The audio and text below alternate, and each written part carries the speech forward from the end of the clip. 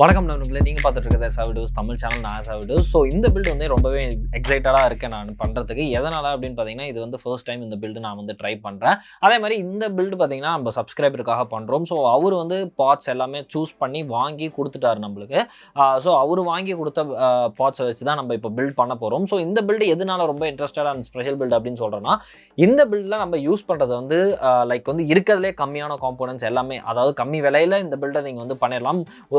வெறும் 28,000 ரூபாயில் நீங்கள் வந்து இந்த பில்டு கம்ப்ளீட்டாகவே முடிச்சிடலாம். ஸோ அந்த மாதிரி காம்பனன்ஸ் நம்ம வந்து சூஸ் பண்ணியிருக்கோம். ஸோ இந்த பில்டு 28,000 ரூபாயில் பண்ணுறது எவ்வளோ பெர்ஃபார்மன்ஸ் வரும் அப்படின்னு கேட்குறீங்கன்னா, நம்மளுக்கு வந்து ஆஃபீஸ் ஒர்க்ஸ் இருக்கு இல்லையா, சும்மா ஒரு பவர் பாயிண்டில் ஒர்க் பண்ணுறதோ இல்லை டாக்குமெண்ட்டில் ஒர்க் பண்ணுறதோ அந்த மாதிரி ஒர்க்ஸ்க்கு ரொம்பவே சூட் ஆகும். ஆன்லைன் கிளாஸ் எடுக்கிறீங்க, இல்லை ஆன்லைன் கிளாஸ் லிசன் பண்ணுறீங்க, அந்த மாதிரி விஷயங்களுக்கு ரொம்பவே சூட் ஆகும். இல்லை நான் சும்மா லைட்டாக கேம் பண்ணுவேன், இல்லை மோஸ்ட்டாக வீடியோஸ் ஏதாவது பார்த்துட்டு இருப்பேன், யூடியூப் ஒர்க்ஸ் யூஸ் பண்ணுவேன், அந்த மாதிரி விஷயங்களுக்குலாம் ரொம்பவே யூஸ் ஆகும். அதே மாதிரி எடிட்டிங்லாம் பண்ண முடியும் அப்படின்னா கேட்டிங்கன்னா, கொஞ்சம் கம்மியான சாஃப்ட்வேர், அதாவது ஃபிலிமோரா அந்த மாதிரி சாஃப்ட்வேர்ஸில் ஒர்க் பண்ணலாம். பட் ரொம்ப ஹை எண்டான அடாப் ப்ரீமியர் ப்ரோ அதெல்லாம் ஒர்க் பண்ணும்போது கொஞ்சம் ஸ்டார்ட்டாக இருக்க தான் செய்யும். பிகாஸ் உங்களுக்கே தெரியும் பட்ஜெட் இருக்குது அப்படின்ட்டு.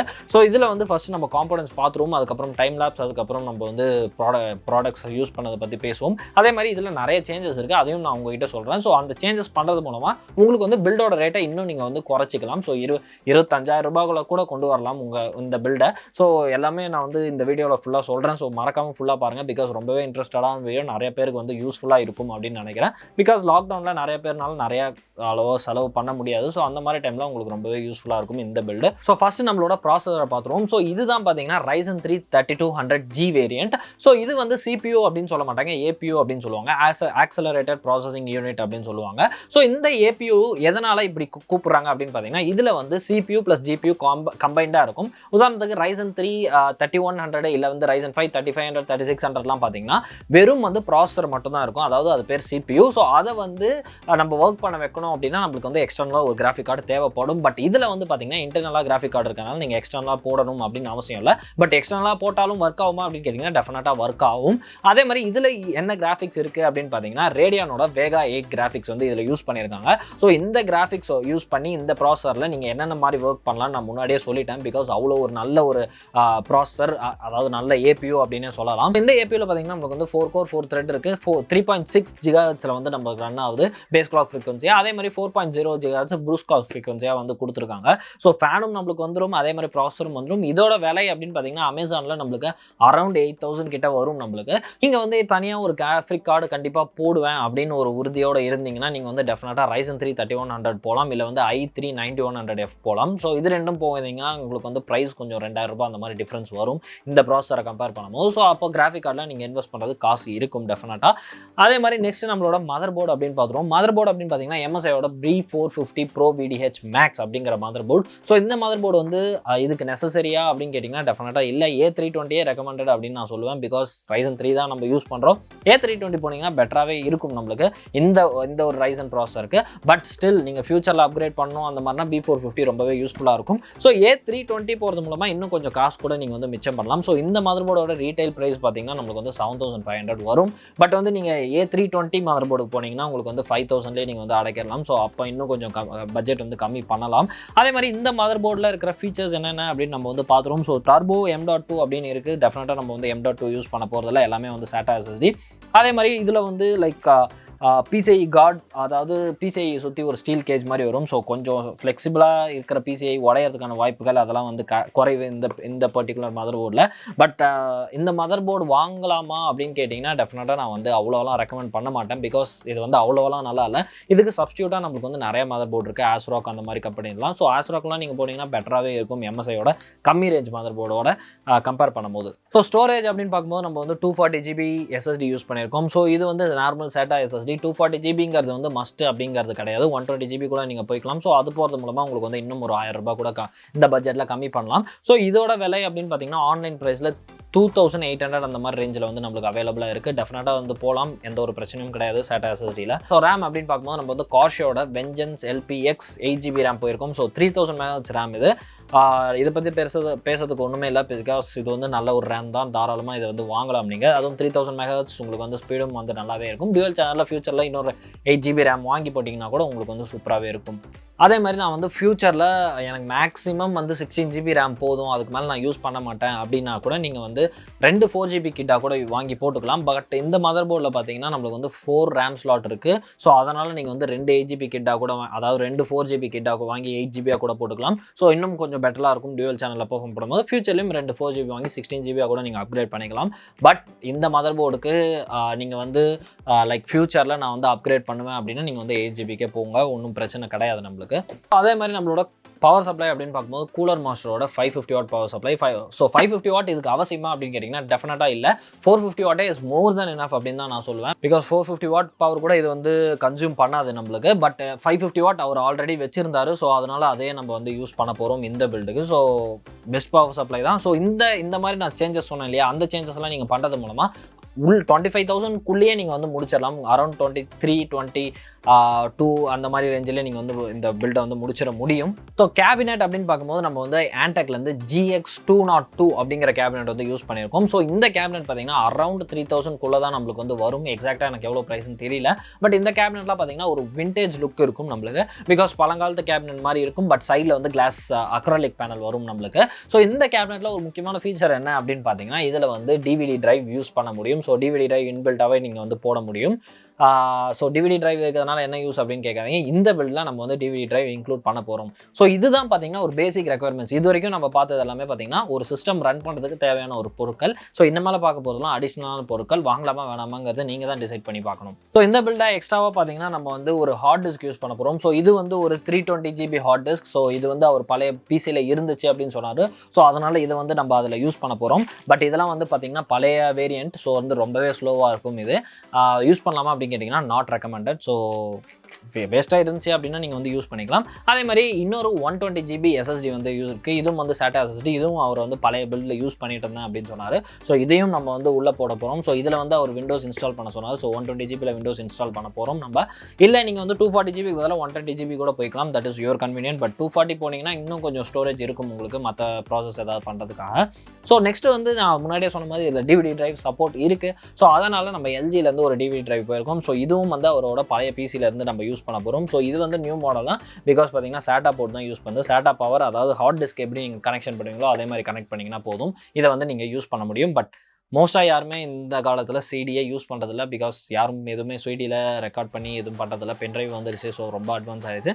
பழைய சிஸ்டமில் வச்சுருந்தீங்க அப்படின்னா நீங்கள் டெஃபினட்டாக யூஸ் பண்ணிக்கலாம். ஸோ இப்போ நம்ம வந்து எல்லா பார்ட்ஸையும் பார்த்தாச்சு. இதுக்கப்புறம் நம்ம வந்து பில்டு ஸ்டார்ட் பண்ணிடுவோம். ஸோ பில்டு பண்ணுறது ரொம்ப நேரம் கூட ஆகாது. கிட்டத்தட்ட ஒரு ½ hour 1 hourல கூட முடிச்சிடலாம் இந்த பில்டை.